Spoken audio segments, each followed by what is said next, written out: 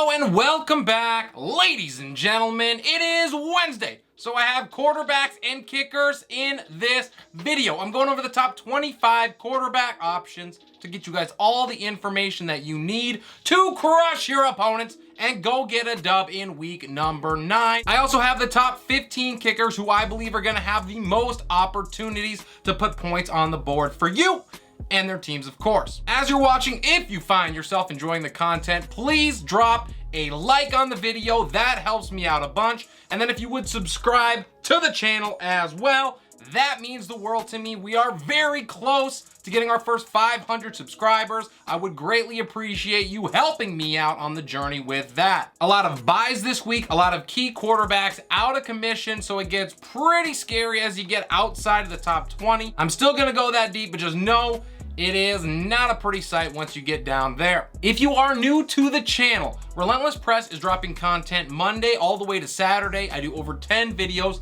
every week, so subscribing helps make sure that you do not miss anything. Now, let's get into quarterback rankings.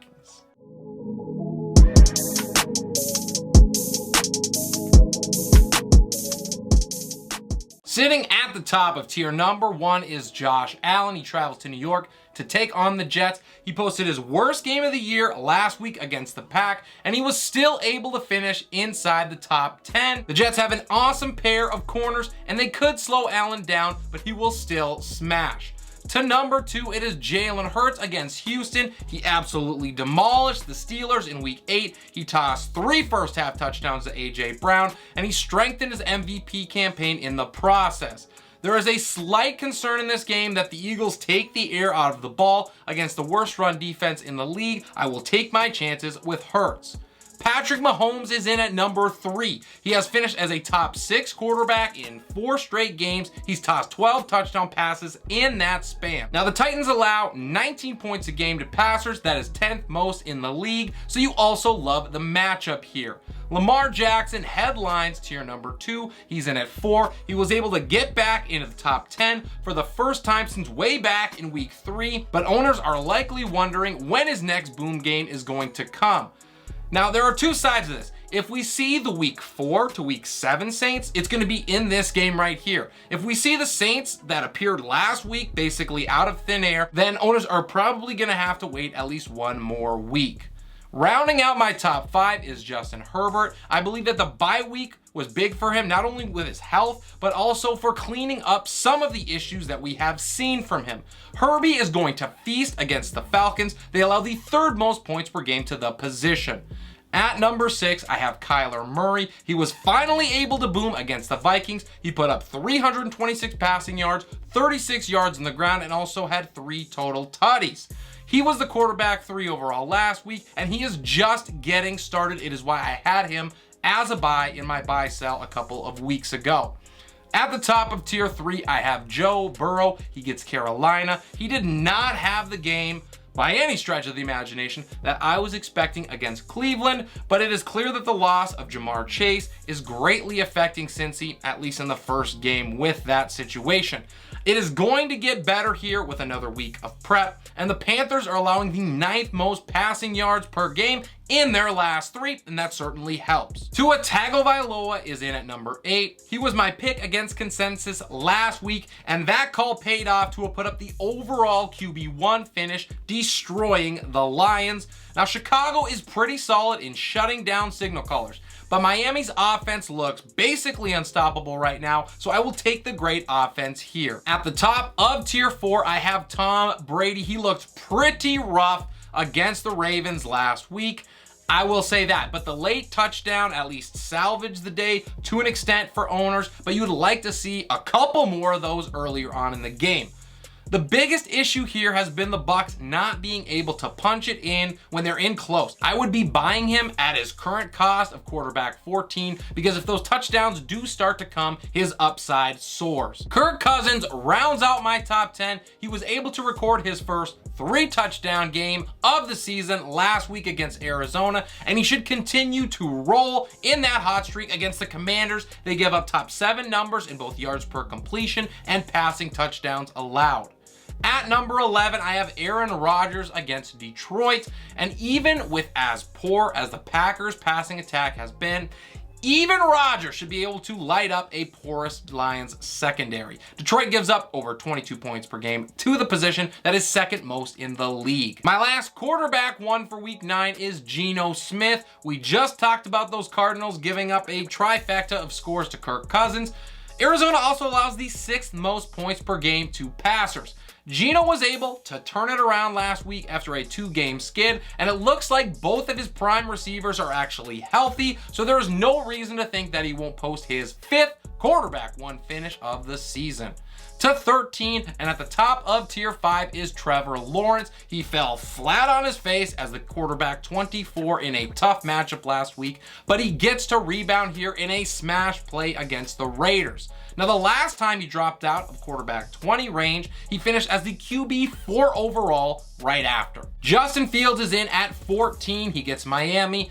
In the last 3 weeks, Fields has finishes of quarterback 8, quarterback 5, and quarterback 5 last week as well. Now, he still has not thrown for 200 plus in a single game, but we're going to gladly take the 230 rushing yards he's had from week 6 to 8.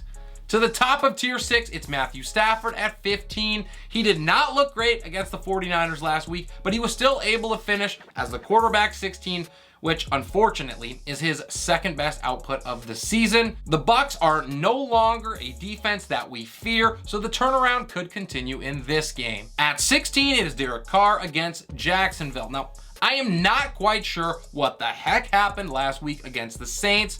It certainly gives me pause to play him moving forward.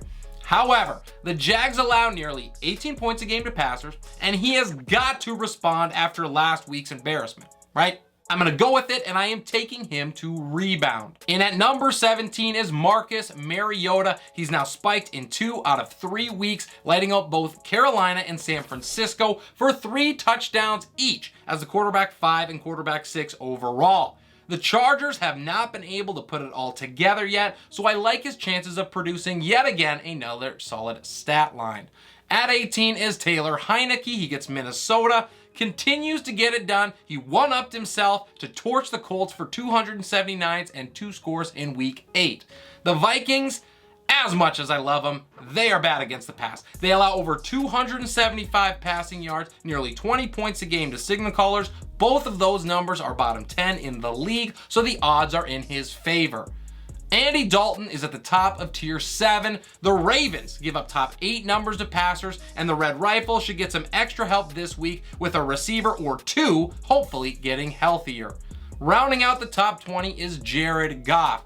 And to be honest, this feels like a classic Packers smash the Lions affair, even with as poorly as Green Bay has played. The good news of that is that Goff is going to get plenty of garbage time point opportunities, and those count too. Ryan Tannehill headlines tier number 8. He's at 21. If he is back and healthy, which right now it looks like he is, at the time of this recording at least, he is going to be a popular plug-in bye-week replacement. I do get it because the Chiefs' defense can certainly give up plenty of points, but this offense is and always will be Derrick Henry, so there is some risk as well. To 22, it is P.J. Walker against Cincinnati. He has quietly put up back-to-back performances in the top 15. He had over 300 yards passing last week against the Falcons. However, after they lost last week in rather embarrassing fashion to the Browns, I would not want to play Cincinnati in this game. At 23, I have Mac Jones. He gets Indianapolis. In my opinion, he should not be starting, but here we are. We have no other choice but to rank him as such.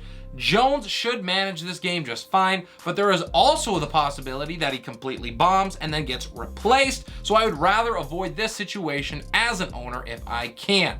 At 24, the last QB2 here is Davis Mills. He couldn't quite bottle up what he did in week number 8, and it is unlikely that he finds that magic against a really tough Philadelphia secondary. If you are looking this deep in the rankings, I pity you a little bit. At 25, and the last quarterback I have ranked is Zach Wilson against Buffalo. He looked absolutely brutal last week against the Patriots. He still finished as the quarterback 1 on the week because all he did was air it out, but it was not a great sight. unless you started him. With the Bills' defense on another level, there is no chance I want him in my lineup unless there's no other quarterback available. Make sure you smash that like button for me, and now let's hop in to kickers.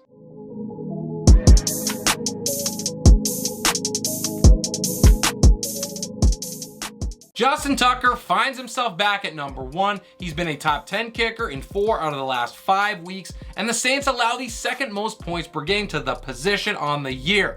Baltimore moves the ball plenty here and gives Tucker plenty of chances to put points on the board. In at 2 is Jason Myers against Arizona, and I have Jake Elliott at 3 against Houston. Philly's offense is going to move the ball plenty against a subpar Texans D. At the top of tier number 2 is Younghoe Koo against the Chargers, and at 5 I have Harrison Butker against Tennessee. This is pretty simple. The Chiefs' offense is humming. Andy Reid does not lose coming out of a bye, so Butker will produce. Tyler Bass is up next at 6. He gets the Jets. And at the top of tier 3, fresh off a gooser, is Daniel Carlson against Jacksonville. At 8, I have Evan McPherson against Carolina, and to 9, it is Eddy Pineiro against Cincinnati. Ryan Suckup is at 10, he gets the Rams, and my 11th ranked kicker is Mason Crosby against Detroit. A matchup with the Lions here means that the Green Bay offense actually looks legit for a week. I think Crosby cannot wait to get a few kicks in after he's only kicked 2 in his last 3 games. At the top of tier 4, I have Randy Bullock traveling to Kansas City, and at 13, it is Riley Patterson against the Raiders. Wil Lutz gets Baltimore, he's in at 14, and the last kicker I have for week number 9 is Matt Prater against Seattle. It looks more or less like Arizona has hit a groove offensively, and even though the Hawks have surprised on defense, I think the Cardinals move the ball plenty. And that is everything for the video. Let me know what you guys thought about my rankings. If you have any questions, please drop those down below. I love to be able to help you out and answer those questions. Drop a like on the video if you haven't already. Subscribe to the channel so you do not miss any of the great content that Relentless Press is giving you. And that's all I got. This is Relentless Press. I'm your host, Abraham Opatz, and I will see you next time.